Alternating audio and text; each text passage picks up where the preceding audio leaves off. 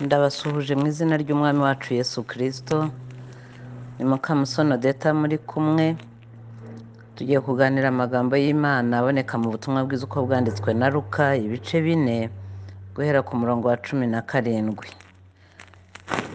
Haravuga ngo ni Yesu akiza ikirema. Nuko ku munsi umwe muri iyo yarigishaga, abafarisayo n'abigishamategeko bari bicaye aho bavuye mu birorero byose by'i Galilaya n'i Yudaya n'i Yerusalemu, kandi imbaraga z'umwami Imana zari muri we zo kubakiza. Nuko abagabo bazana umuntu mu ngobyi waremaye, bashaka kumwinjiza ngo bamushyire imbere ye, babuze uko bamwinjiza kuko abantu bahuzuye. Burira hejuru y'inzu bamucisha mu mategura, bamumanurana n'ingobyi hagati yabo imbere ya Yesu. Abonye kwizera kwabo aravuga ati, wa mugabo we, ibyaha byawe urabibabariwe. Abanditsi n'abafarisayo batangira kwiburanya bati, uyu ninde wigereranya? Ninde ushobora kubabarira ibyaha uretse Imana yonyine? Maze Yesu amenya ibyo biburanya arababaza ati, muriburanye iki mu mitima yanyu? Icyoroshye ni ikihe? Ari ukuvuga ngo ibyaha byawe urabibabariwe, cyangwa ati byuka ugende? Ariko mumenye yuko Umwana w'umuntu afite ubutware mu isi bwo kubabarira abantu ibyaha. Nuko abwira icyo kirema ati, ndagutegetse byuka wikorere ingobyi yawe utahe. Muri ako kanya abyuka imbere yabo, yikorera ingobyi aryamyeho, ataha ahimbaza Imana. Bose barumirwa bahimbaza Imana, baterwa n'ubwoba, bati uyu munsi wa none tubonye ibidutangaza. Amen. Intego y'iri jambo tumaze gusoma muri ubutumwa bwiza nk'uko bwanditswe na Luka ibice 5 guhera kuri 17 kugeza kuri 25. Iyo ntego iravuga ngo ni abantu Imana ikeneye mu gihe nk'iki. Abantu Imana ikeneye mu gihe nk'iki. Ibitangaza byabanjirije iki cyo gukiza ikirema harimo ukuntu Simoni Petero nabo bari kumwe bari bakejeje ijoro ntacyo baronse. Imana ikora igitangaza cyo kubaha amafi menshi ibabwiye aho berekeza inshundura zabo, bituma Simoni uyu nguyu akurikira Yesu. Igitangaza kindi cyari kiri mu gice kibanza ni ukuntu yakijije umubembe amukozeho, kandi imbaraga zari muri Yesu zikiza uwo mubembe. Inkuru iramamara. Iki rero ni igitangaza cya gatatu. Abantu benshi ngo bari bateraniye kumwumva kubera gukizwa indwara zabo zose. Hanyuma kuri uyu munsi rero ngo yari arimo kwigisha abantu bari baturutse imihanda n'imihanda, harimo abafarisayo n'abigisha b'amategeko. Haza abantu 4 bahetse ikirema, bakivuga n'ikirema, ni umuntu ubana n'ubumuga waremaye, bashaka kumushyira imbere ya Yesu. Kwinjira biranga kubera ko nta nzira abantu bari buzuye aho hantu. Bigira inama yo kurira, bashakisha inzira hagati mu mategura asakajwe iyo nzu.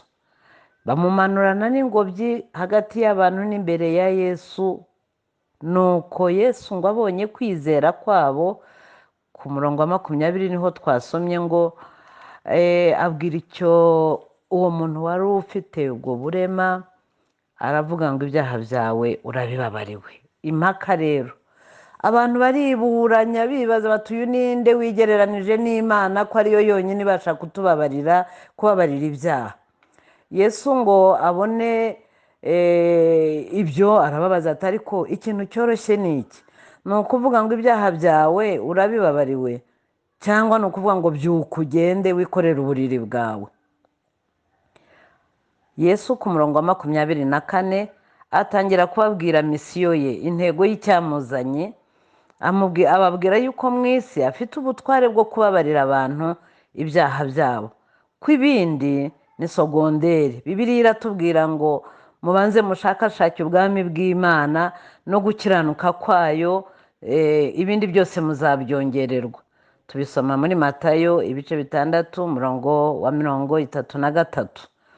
Amubwiye rero kwikorera uburiri bwe, barumirwa, nuko batangira kuvuga bati ibi ni ibiki? Bahimbaza Imana n'ikirema ubwacyo gihimbaza Imana. Turi buvugeho muri makeya muri uyu mwanya duhawe n'Imana. Turavuga ku bintu bigeze kuri 4.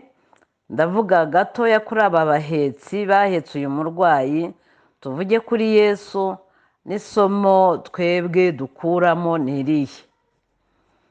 Ariko turavuga no ku murwayi ubwe.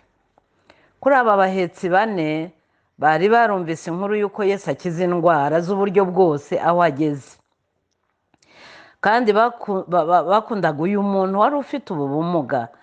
Bajya inama kuburera uburemere bw'ikibazo, bibababaje kimwe, bahuza umutima, bafata umwanzuro wo kumushyira umuvuzi ari we Yesu, kuko inkuru bari barayumvise yuko hari Yesu ukiza indwara unyuze aho ngaho. Abantu benshi ngo bateraniraga aho ari.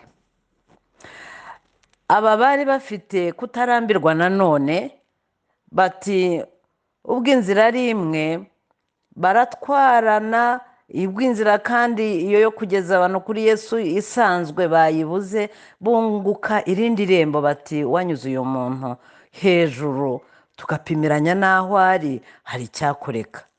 Barangwaga no kwizera. Abo bantu 4 nanone bamaze kubyumvikanaho, niho igitangaza cyakoretse, kuko banyuze inzira idasanzwe. Ntibaha agaciro ikiguzi cya nyirinzu. Wenda bajyaga kuvuga bati ariko nimurebe mu gusambura tuzayubaka dute, sinzi umudugudu bari baturutsemo. Ariko baravuga bati ikiguzi cyose bizadusaba, twebwe icyo dushaka ni uko uyu muntu wacu akira. Iyo ushaka kugera ku ntego, inzira unyuramo yose ukaba uzi ko igisubizo cyawe uri bukibone, uyinyuramo. Kuri uyu murwayi nanone, murabona we yaje gukira indwara y'umubiri, ariko atahana n'umugabane w'ubugingo buhoraho atazakwa ukundi. Imana rero idufashe kuza kuri Yesu, kwegera Yesu kwacu iteka tubivanamo inyungu. Ndagira ngo twibukiranye nanone kuri uyu Yesu ku cyamuzanye ari ukugira ngo atange ubugingo kandi bwinshi. Niba dushaka ubugingo kikaba ariyo priorite yawe nanjye, mumenye ngo ibisigaye Yesu azabikora, kuko umunyarwanda niwe wavuze ngo roho nzima mu mubiri muzima. Iri somo rero riratwibutsa iki twebwe? Icya mbere, Imana yatugize abami n'abatambyi b'ubwami. Mwibuke ko turi abahetsi. Nubwo bo bari barumvise iyi nkuru ya Yesu, ariko gufata umwanzuro wo kumuheka no kubyumvikanaho ni ibitugarurira ku ijambo rivuga ngo nta muntu umwe Imana irashaka ko dukorera mu bumwe. Kandi bari baranzwe n'iki kintu cy'urukundo, bifuza bati icyaduha uyu murwayi wacu agakira. Bahuza umutima rero, bafata uwo mwanzuro, kandi ni umwanzuro mwiza kuko Yesu yarawushyigikiye. Batahana umuntu wabo yigenza ari muzima, bavunitse bamuzana, ariko mu gutaha byaraboroheye.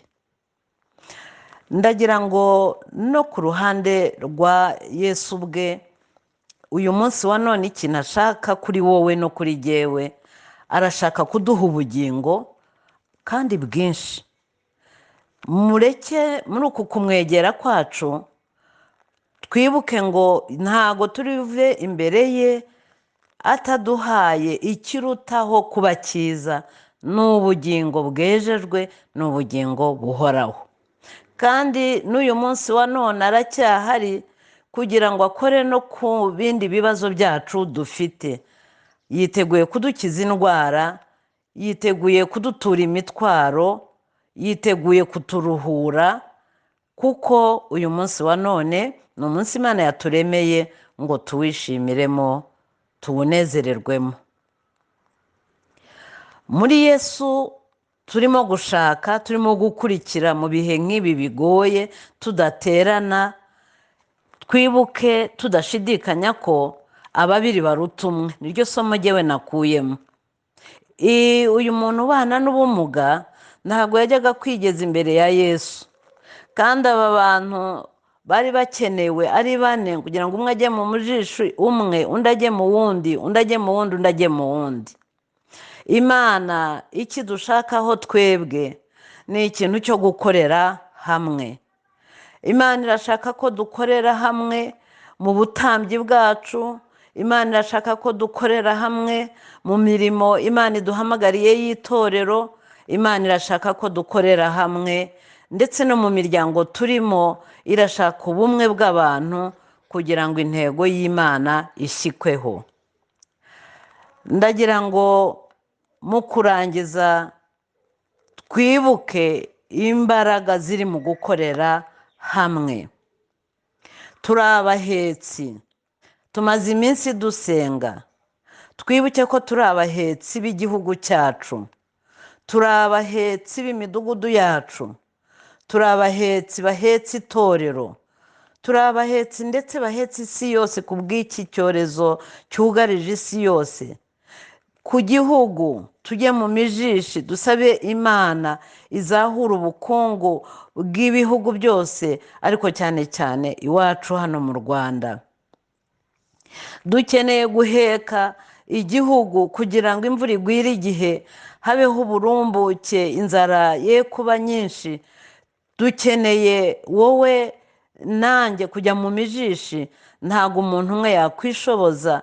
Ni nacyo gituma twagiye tuvukira mu miryango itandukanye, tugenda tuvukira mu ntara zitandukanye, ariko uyu munsi wa none Imana idushyira hano muri uyu mujyi wa Kigali kugira ngo tujye mu mijishi ntawe uvunisha undi.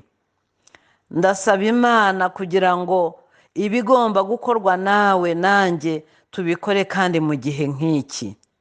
Niba hariho gusenga tubwiwe, twinjire mu mujishi wo gusenga.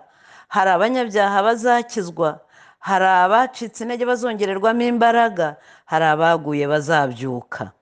Niba ari ugusenga tubikore n'umutima ukunze. Niba ari imirimo itandukanye, mu gutanga amaturo tuyatange tuzi neza ko Imana itazigera yibagirwa imirimo dukorana urukundo. Twe kumva yuko ngo tujye muri logike ngo ndatanga kubera iki. Oya, kora kuko nawe uri umwe mu rugingo rwa bene so, kandi Imana yagushyize mu mujisho. Aho hawe nta wundi uzahaba, ni wowe. Dukwiriye kuremererwa n'umurimo Imana yaduhamagariye, kandi twibuke ko ibyo dukora ni urwibutso imbere y'Imana. Icyo kintu cy'ubumwe, hari umuntu nasomye inkuru ze ndatangara. Ni umuntu w'umukire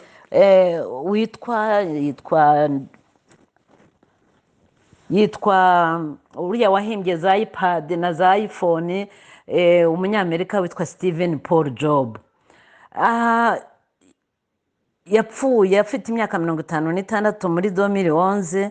Yari umufondateri w'ibyo, ariko agiye gupfa kuko yazize kanseri. Yari umuherwe rero, murabyumva. Avuga amagambo yahindura umuntu. Ati ibintu ukora byose zirikana ko uzapfa. Ati kandi ibintu byatuma ubikirangirira ukitwa umukire ntacyo bivuze. Avuga n'ikindi kintu, yuko abantu bakwiriye guhanga udushya. Ni kubera ibintu yanyuzemo, ngo bamwirukanye mu ruganda yatangije, ariko nyuma baza kumukenera agarukamo. Aravuga ati rero ni byiza guhora umuntu atekereza guhanga udushya.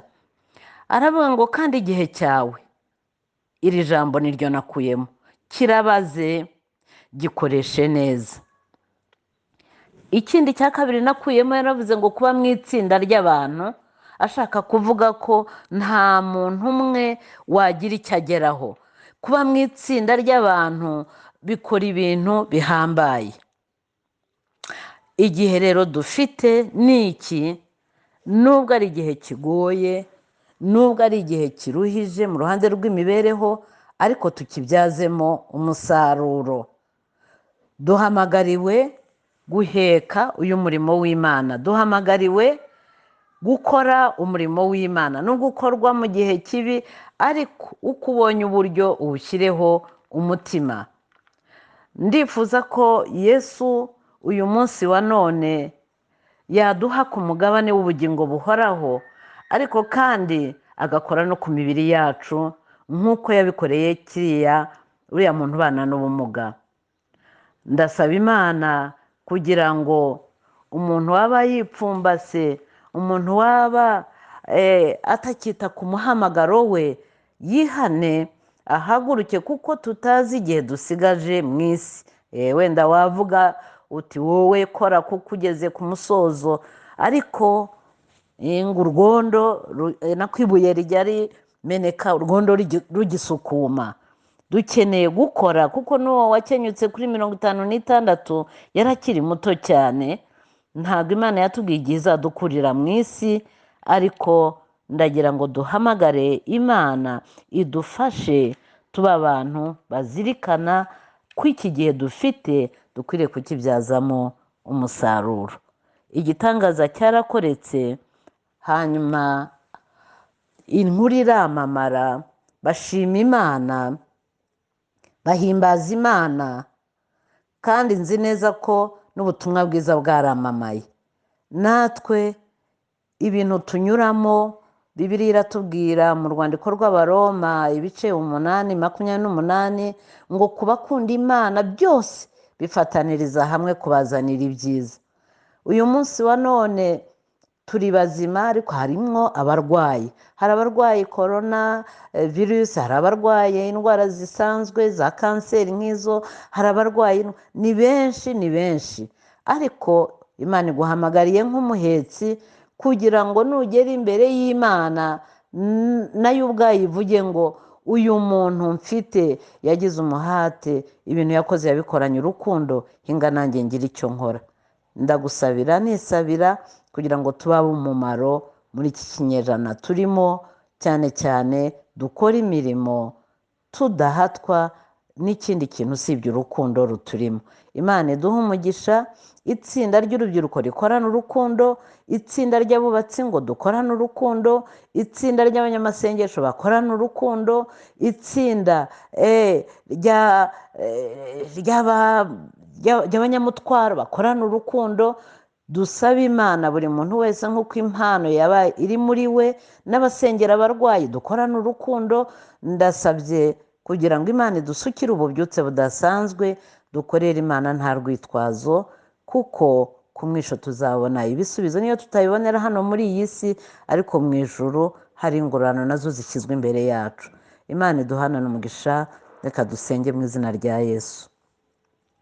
Turagushimiye Mana ko ari wowe tangiriro ukaba iherezo. Uri umuganga w'imitima n'imibiri. Turakwiyeretse kugira ngo dukure mu ntege nke twinjire mu mbaraga, dukure mu bitotsi dukanguke, kandi buri wese ku ruhande rwe Mana agukorere nk'uko wamuhamagaye. Kandi dusabiye ibyiciro turimo, udukangurane twumve ko tuberanye inyunganizi, twe kuba ntitubyitayeho, ahubwo buri wese yumve ko aho ari, aho ahagaze, aho yateretswe nta wundi uhari. Nicyo gituma tudakwiriye kugira ibyuho dusiga mu murimo w'Imana. Urakoze Mana, ndagushimiye kubyumvise kandi kuduhananya umugisha na bene data, mu izina rya Yesu Kristo, amen.